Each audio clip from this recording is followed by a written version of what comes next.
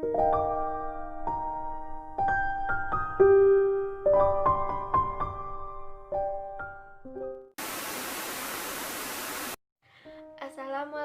warahmatullahi wabarakatuh. Perkenalkan, nama saya Nora Maulandari, kelas 11 IPA 8. Di sini saya akan menjelaskan tentang terjadinya atau terbentuknya minyak bumi dan komponen minyak bumi. Yang pertama, terjadinya atau terbentuknya minyak bumi. Minyak bumi terbentuk dari jasad renik yang terdiri dari hewan atau tumbuhan yang sudah mati. Jasad renik tersebut kemudian terbawa air sungai bersama lumpur dan mengalir dan mengendap di dasar laut. Akibat pengaruh waktu yang mencapai ribuan bahkan jutaan tahun dan pengaruh temperatur tinggi dan tekanan lapisan di atasnya, jasad renik tersebut kemudian berubah menjadi bintik-bintik dan gelembung minyak atau gas. Lumpur yang bercampur dengan jasad renik tersebut kemudian berubah menjadi batuan sedimen yang berpori, sedangkan bintik minyak dan gas bergerak ke tempat yang tekanannya rendah dan terakumulasi pada daerah perangkap atau trap yang merupakan batuan kedap. Pada daerah perangkap tersebut, gas alam, minyak, dan air terakumulasi sebagai deposit minyak bumi. Rongga bagian atas merupakan gas alam, sedangkan cairan minyak mengambang di atas deposit air. Proses pembentukan minyak bumi membutuhkan waktu yang sangat lama. Maka dari itu, minyak bumi dikelompokkan sebagai sumber daya alam yang tidak dapat diperbarui, sehingga harus digunakan secara tepat dan hemat. Indonesia memiliki berbagai wilayah yang menjadi sumber deposit minyak bumi. Umumnya berada di daerah pantai, dan lepas pantai. Yang kedua, komponen minyak bumi. Minyak bumi merupakan campuran kompleks yang sebagian besarnya sekitar 90% hingga 97% terdiri dari senyawa hidrokarbon. Hidrokarbon yang terkandung di dalamnya adalah yang utama alkana, sisanya adalah sikloalkana, alkena, alkuna, dan senyawa aromatik. Komponen lainnya selain hidrokarbon adalah senyawa-senyawa karbon, senyawa-senyawa gas yang mengandung oksigen, belerang, ataupun nitrogen. Gas alam sebagian besar terdiri dari alkana, suku rendahnya, dengan metana sebagai komponen utamanya. Selain alkana juga terdapat gas lain seperti CO2, O2, N2, dan H2S, ataupun gas lain seperti helium dengan jumlah yang sangat sedikit. Sekian, wassalamualaikum warahmatullahi wabarakatuh. Perkenalkan, nama saya Resti Melani dari kelas 11 MIPA 8. Pengolahan minyak bumi terbagi menjadi 2 tahap. Tahap pertama disebut primary processing, dilakukan dengan distilasi bertingkat, yaitu proses distilasi berulang-ulang sehingga menghasilkan titik didih yang berbeda-beda. Hasil prosesnya meliputi praksis pertama menghasilkan gas yang dicairkan kembali yang dikenal dengan nama LPG. Praksis kedua disebut nafta atau gas bumi yang diolah terlebih dahulu menjadi bensin atau premium. Yang ketiga atau praksis tengah dibuat menjadi minyak bumi. Praksis keempat yaitu disebut solar, yang praksis kelima disebut residu yang berisi hidrokarbon.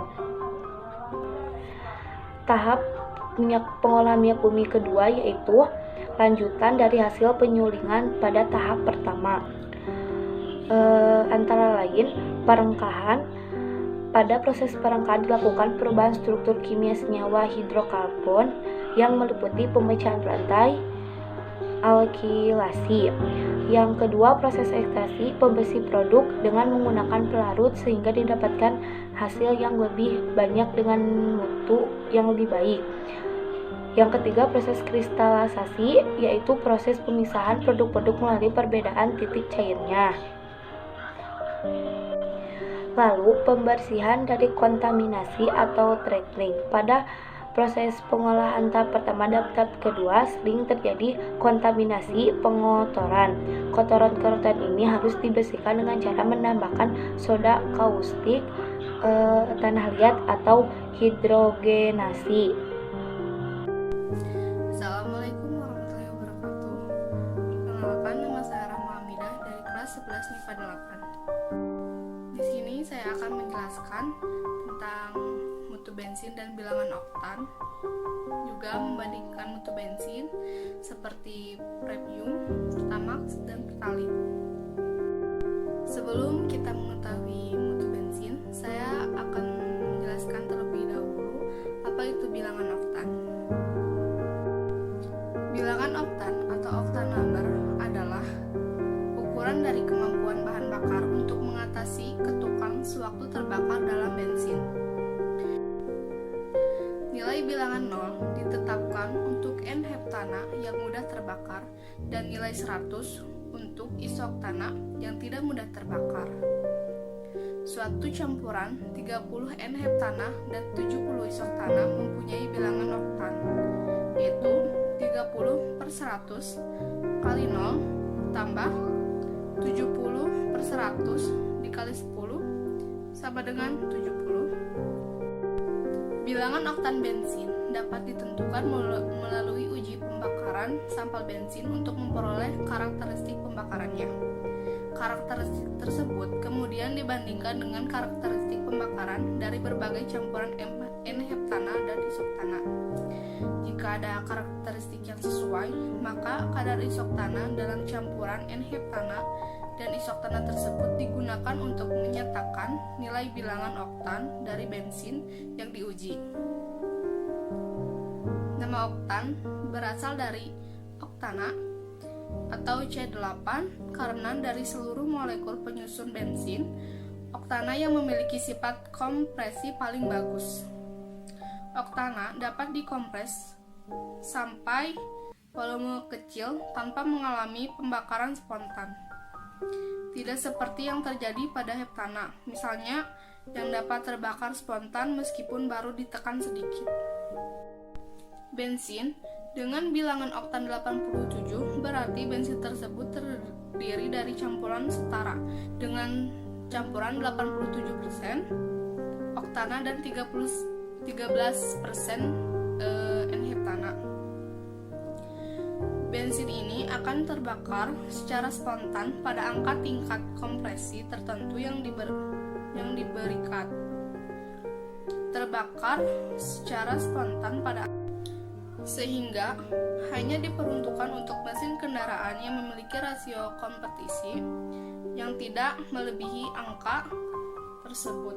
Nah, segitu aja penjelasan aku mengenai bilangan oktan. Sekarang kita lanjut membahas mutu bensin dan membandingkan mutu bensin, pertalite, pertamax, dan pertamina. Nah, segitu aja pembahasan aku mengenai bilangan oktan. Sekarang kita lanjut membahas tentang mutu bensin dan membandingkan mutu bensin, pertalite, premium, dan pertamax. Kualitas bensin ditentukan oleh bilangan oktan, yaitu bilangan yang menunjukkan jumlah isoktan dalam bensin.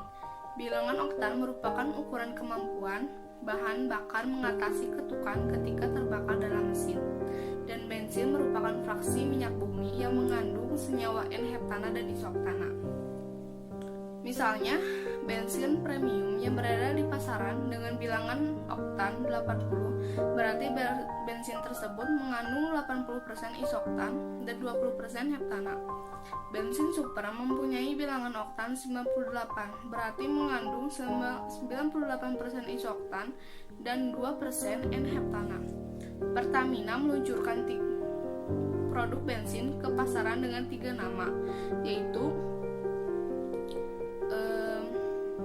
Pertamax bilangan oktan 91 sampai 92, Pertamax Plus bilangan oktan 95, dan Premium bilangan oktan 80 sampai 88. Sedangkan Pertalite bilangan oktannya 90. Bisa kita lihat di tabel di sebelah sini. Tabel oktan bahan bakar. Bahan bakar dari Premium nilai oktannya 88 dengan rasio kompresi kendaraan 7-9 berbanding 1. Pertalite 90 nilai oktannya dan rasio kompresi kendaraan 9-10 berbanding 1. Sedangkan Pertamax nilai oktannya 92, rasio kompresi kendaraan 10-11 banding 1. Kesimpulannya, semakin tinggi bilangan oktan, semakin baik juga kualitas bahan bakar tersebut. Semoga penjelasan saya dapat membantu. Terima kasih. Wassalamualaikum warahmatullahi wabarakatuh. Assalamualaikum warahmatullahi wabarakatuh. Di sini saya akan menjelaskan tentang apa itu dampak dari pembakaran minyak bumi dan gas alam terhadap lingkungan dan kesehatan. Yang satu, timbulnya kabut asap. Kabut asap atau smoke adalah asap dari pembakaran senyawa minyak bumi dan gas alam seperti pada pabrik dan kendaraan bermotor yang menyatu dengan uap air sehingga menimbulkan kabut yang pekat. Kabut asap berbahaya karena mengganggu pandangan dan juga menyebabkan pengendara tidak bisa melihat lebih jauh. Kabut asap juga mengakibatkan gangguan saluran pernafasan mulai dari radang-radang, asma hingga kanker dan kematian. Yang kedua, terjadinya hujan asam. Hujan asam terjadi ketika nitrogen oksida atau NO2 dan sulfur oksida atau SO2 dari asap pembakaran minyak bumi dan gas alam naik ke permukaan atmosfer dan bereaksi dengan uap air. Reaksi ini mengakibatkan terbentuknya asam nitrat dan asam sulfida di awan. Asam ini akan turun ke tanah ketika hujan terjadi, maka terjadilah hujan asam. Hujan asam sangatlah berbahaya karena mengakibatkan korosi atau pengkaratan pada logam. Hujan asam juga mengakibatkan kerusakan tanah dan kematian pada tumbuhan. Yang ketiga yaitu terjadinya pemanasan global. Gas karbon dioksida yang dikeluarkan pembakaran minyak bumi dan gas alam adalah gas rumah kaca. Nah, artinya gas ini menyerap panas. Meningkatnya karbon dioksida mengakibatkan suhu atmosfer bumi dan menyebabkan perubahan iklim. Ini berakibat pada perubahan cuaca yang tidak menentu, kekeringan, dan bencana alam lainnya. Dampak pembakaran minyak bumi dan gas alam terhadap kesehatan. 1. Gangguan pernafasan. Pembakaran bahan bakar dari minyak bumi dan gas alam yang berlangsung tidak sempurna akan menghasilkan gas karbon monoksida atau CO. Di samping gas karbon dioksida, CO2, gas karbon monoksida ini berbahaya karena menghalangi pengikatan oksigen oleh hemoglobin. Akibatnya pernafasan menjadi terganggu. Berkurangnya oksigen di dalam darah ini berbahaya karena dapat mengakibatkan kerusakan sel dan organ dan berujung pada kematian. Yang kedua yaitu kanker paru-paru. Partikel halus yang dikeluarkan knalpot kendaraan bermotor dapat merusak sel di paru-paru dan menyebabkan kanker paru-paru. Yang ketiga yaitu kerusakan tulang sumsum. Exposure terhadap benzena atau C6H6 yang merupakan salah satu partikel berbahaya di asap kendaraan bermotor dapat menyebabkan kerusakan pada tulang sumsum karena tulang sumsum adalah bagian tubuh yang menghasilkan antibiotik dan sel darah. Ini dapat menyebabkan berkurangnya efektivitas sistem kekebalan.